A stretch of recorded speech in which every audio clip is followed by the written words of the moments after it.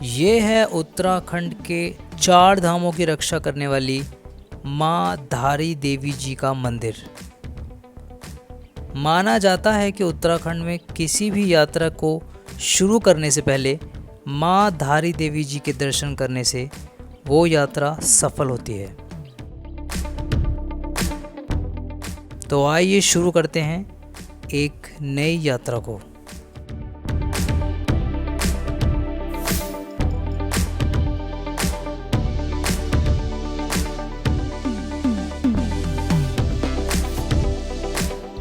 नमस्कार, मेरा नाम है प्रशांत और मैं जा रहा हूँ रुद्रनाथ महादेव की यात्रा पर। आइए पहले जानते हैं रुद्रनाथ महादेव के बारे में।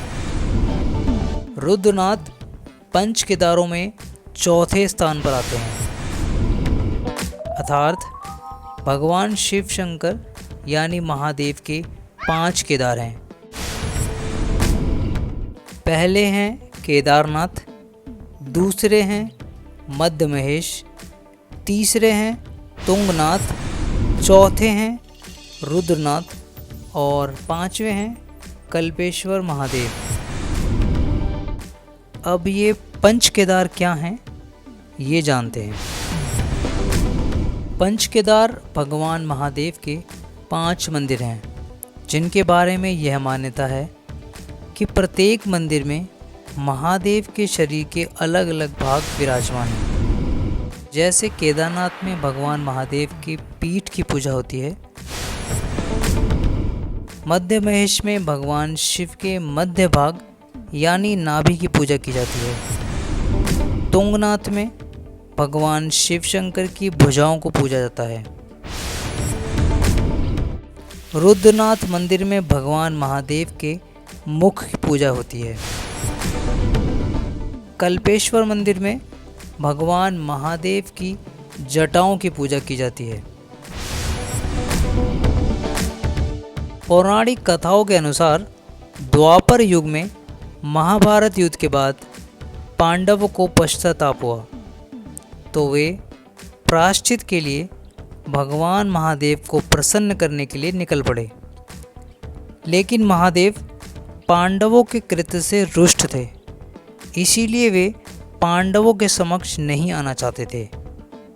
परंतु पांडव महादेव को खोजते हुए कैलाश पर्वत तक जा पहुँचे।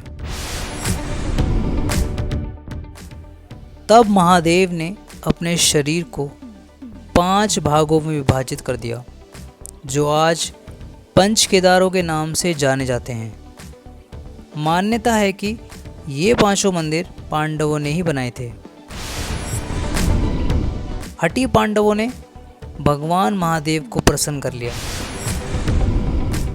महादेव ने पांडवों को क्षमा कर दिया और भगवान विष्णु की शरण में जाने का आदेश दिया। इसके बाद पांडव भगवान विष्णु के धाम बद्रीनाथ पहुँचे। वहाँ भगवान विष्णु जी ने पांडवों को स्वर्ग जाने का मार्ग प्रशस्त किया। ये 5 केदार उत्तराखंड में आसपास ही हैं, लेकिन उन तक पहुंचने का रास्ता बहुत कठिन है। केदारनाथ मंदिर तक पहुंचने के लिए 22 किलोमीटर का ट्रैक है, जिसे पैदल, खच्चर, पालकी या हेलीकॉप्टर से भी किया जा सकता है। मध्य महेश मंदिर का पैदल ट्रैक 18 किलोमीटर का है। तुंगनाथ मंदिर का ट्रैक लगभग 5 किलोमीटर का है। कल्पेश्वर महादेव मंदिर तक पहुंचने के लिए या तो अपने वाहन से जाना होगा या फिर टैक्सी हायर करनी होगी, क्योंकि मंदिर तक जाने के लिए केवल एक ऑफ रोड है। रुद्रनाथ महादेव तक जाने के लिए 18 किलोमीटर का ट्रैक है, जो कि इन सभी केदारों में सबसे मुश्किल माना जाता है। तो चलिए चलते हैं रुद्रनाथ महादेव की यात्रा पर। रुद्रनाथ मंदिर तक जाने के लिए पहले आना होता है सगर गांव तक। हालांकि रुद्रनाथ मंदिर तक जाने के 5 रास्ते हैं, लेकिन सबसे आसान और प्रसिद्ध रास्ता सगर गांव का ही है। चमोली से गोपेश्वर होते हुए इसी मार्ग पर आगे तुंगनाथ, मध्यमहेश और केदारनाथ तक पहुंचा जा सकता है। सगर गांव तक अपने वाहन से या टैक्सी से पहुंचा जा सकता है। बस से यहां तक जाने का बहुत सीमित विकल्प है। एक बस देहरादून पर्वतीय बस स्टैंड से मंडल गांव तक आती है।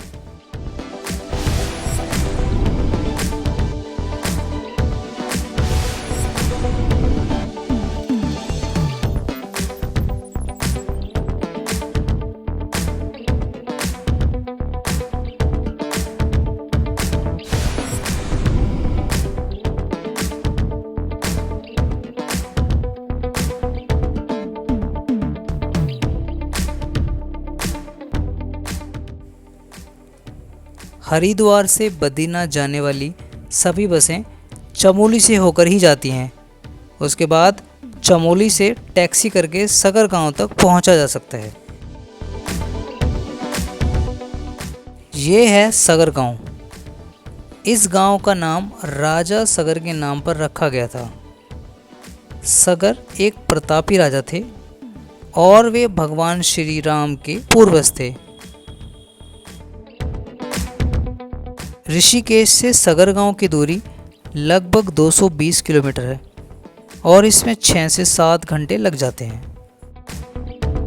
इस गांव की सुंदर घाटी में एक मंदिर भी है, तो चलिए मंदिर के दर्शन के साथ ही इस गांव की प्राकृतिक सुंदरता को भी देखा जाए।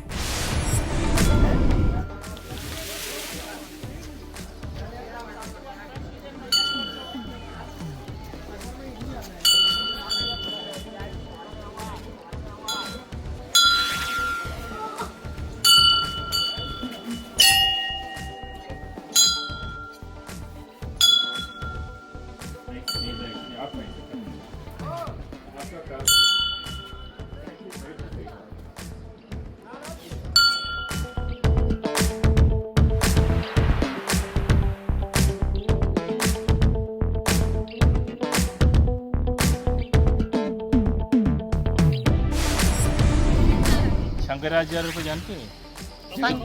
शंकराचार्य शंकराचार्य कहाँ? जगत गुरु शंकराचार्य को जानते हो?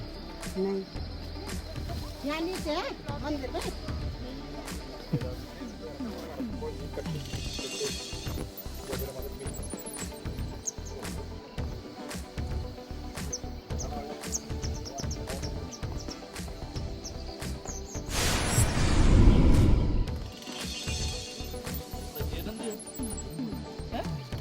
उन्हीं को यार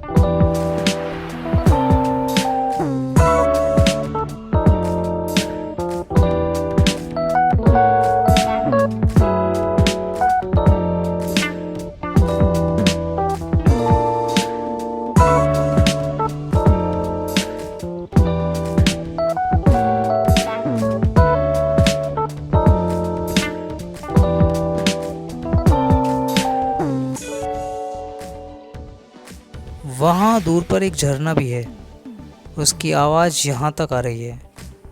मैं वहाँ जाता, लेकिन अब शाम ज़्यादा हो गई है और पूरे दिन के सफ़र से मैं थक भी गया हूँ और कल सुबह एक लंबी पैदल यात्रा भी करनी है। लेकिन आगे की यात्रा में एक सुंदर वाटरफॉल पर मैं ज़रूर जाऊँगा।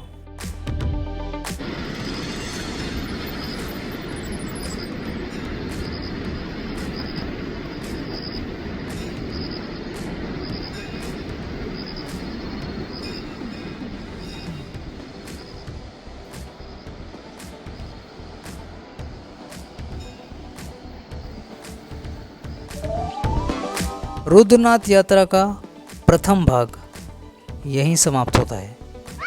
यात्रा के अगले भाग में मैं जाऊंगा सगर गांव से रुद्रनाथ मंदिर तक। तो मिलता हूं जल्दी ही यात्रा के अगले भाग के साथ। तब तक के लिए आज्ञा दीजिए। नमस्कार। ओम नमः शिवाय।